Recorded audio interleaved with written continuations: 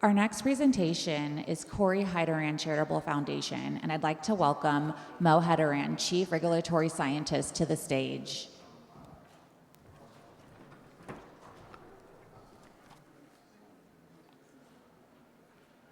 The advancement. Thank you so much for being here. I'm Mo Heidaran. I've been working in this field perhaps about 25 years. A scientist with experience in cell and gene therapy product development, regulatory, IP development, as well as the regulatory side. And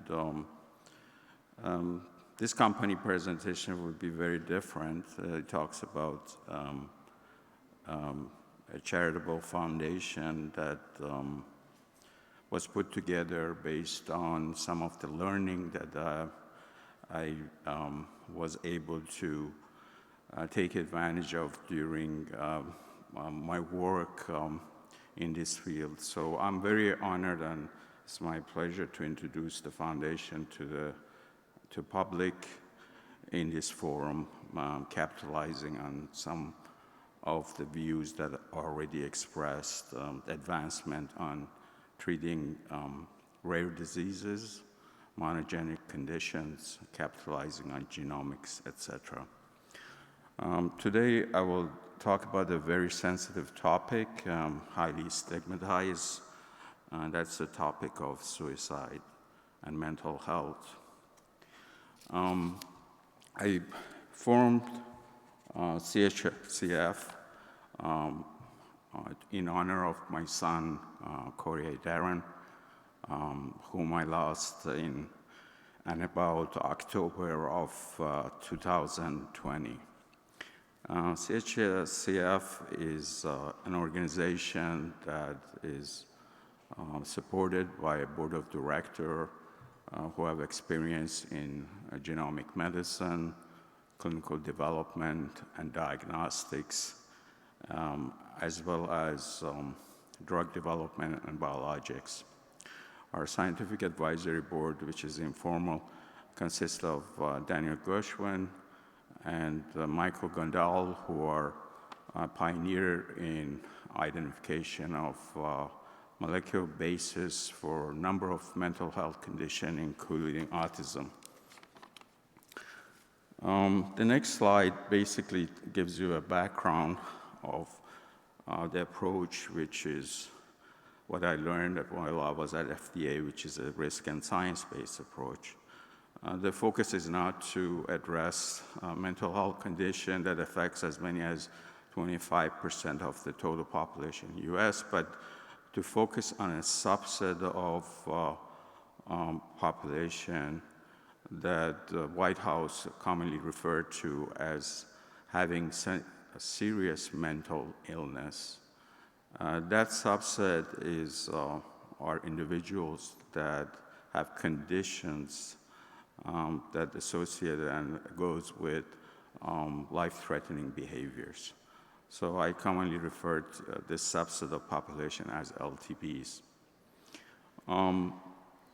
LTBs include chronic suicidal individual with chronic suicidal thoughts, suicide attempts, and suicide. As a background there, again, as you can see, contribution of environmental factors that are involved in LTBs are currently largely treated in terms of social sciences. The underpinning molecular basis of these conditions are poorly understood. As you know, there are no molecular diagnostic available for identifying biomarkers to identifying this subpopulation. And the diagnosis is based on observation, subjective factors, and assessments that requires questionnaire. These approaches essentially failed my son. The approach is a risk and science-based, commonly used by FDA, and something that I learned while I was there, and trying to focus on very high-risk subpopulation. As you can see, that approach has been used for a number of rare diseases as well.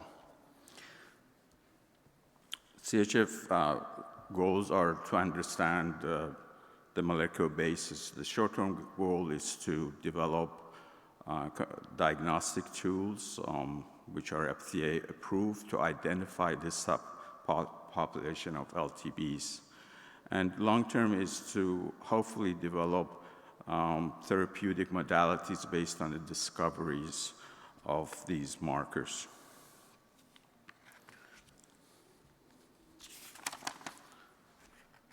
Our mission statement is shown in the next slide. Essentially is to transform how we diagnose and treat conditions with life-threatening behavior, like any other physical diseases.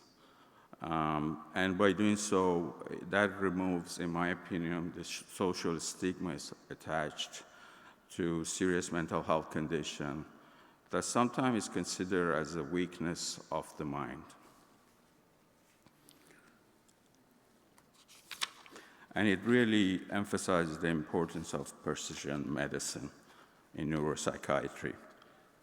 The vision is hopefully one day, based on the knowledge we acquire, based on biomarker discovery and assessment, to develop what I refer to as genomic medicine, genetic epigenetic-based medicine, to hopefully not only to identify this subpopulation, but to develop curative therapies for LTBs. The next slide outlines what is unique about CHCF strategic plan. Obviously, with other nonprofit foundations, education is there, championing investment in brain development, and funding a small research programs that geared toward biomarker discovery. But the larger perspective is to provide partners in this field opportunity to connect with philanthropic community, but also to provide additional IP and regulatory support. For example, the goal is to generate foundational IP that can be used by partners to develop biomarkers for identification of this subpopulation and to develop therapeutics. Those foundational IPs are currently under development and have been submitted to patent office.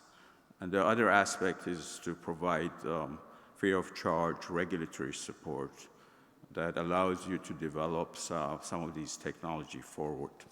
So this basically summarizes this strategic plan. But why we focus on condition of LTBs? That's critical to stress here.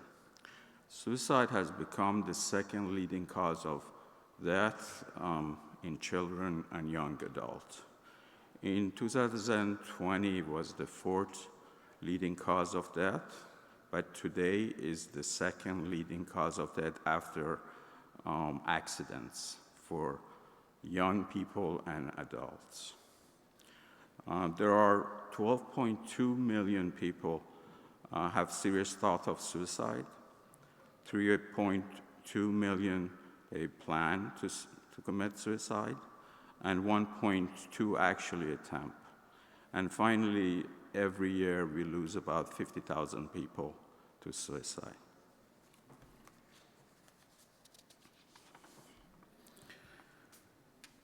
The other drivers of focusing on more mental health research are shown and described here. There are threefold. The economic cost of mental health research, as assessed by Deloitte recently, is about $500 billion in US per year, and is estimated to be in 2040 about $14 trillion. So the economic cost is huge. The second part is independent organizations have assessed the amount of research that goes into different areas, and they have determined that there is a health inequity in investment in mental health research, particularly in translational research as well. For example, as normalized per population, we spend 50 cents per person on mental health research, but as compared to cancer, this is 1 or 2 log at minimum less than is spent in cancer overall. The third one is the perception, and I want to repeat that language that I've seen in some of the publication by current practitioners of the medicine. And they say that biomedical explanation, which is very complex, results in an impression that this disease is immutable, which reduces the confidence of people in their ability to cure themselves, which is really definitely something that is fundamentally wrong in the way a disease like mental health is viewed. Essentially putting the responsibility on the person that has that disease. The scientific approach is shown in the next slide is basically really capitalizes on recent evidence that are published by a few investigators that the molecular basis of diseases that involve LTBs also overlap with schizophrenia, neuropsychiatry, learning disability, dementia, autism. So by focusing on this subpopulation, there is a way to leverage this information across the board.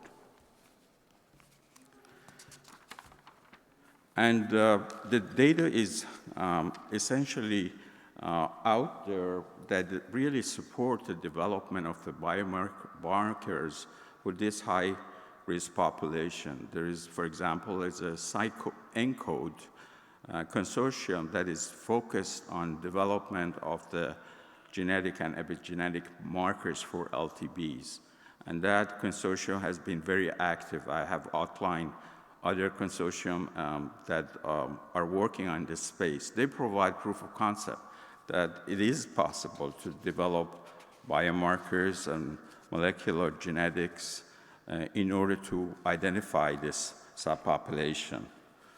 And being involved in this field, I know it is important to delineate and focus on what is important as far as developing biomarkers, and this outlines the focus, which is initially is about identifying these patients. Ability to identify patients at high risk, in my opinion, will revolutionize the field of psychiatry in the future. And this is my last slide, which talks about the strategic plan that is needed to address mental health conditions, which are very polygenic in nature and highly complex. I believe a successful strategy depends on high-throughput biology in complex with genomics, AI, as well as other modalities that are being discussed here, to do retrospective analysis of the data that is available, but also to conduct large-size clinical trial, observational studies that are longitudinal to correlate the genetic and epigenetic information with different behavioral outcomes. And that's the only way that we can proceed to the next step. Collectively, this approach requires a new approach to mental health research, as well as neuropsychiatry, and what I commonly affectionately refer to as brain health, moonshot. So if you are interested in this approach to learn more, or if you have suggestions and comments, please reach out to me. I thank you for your attention.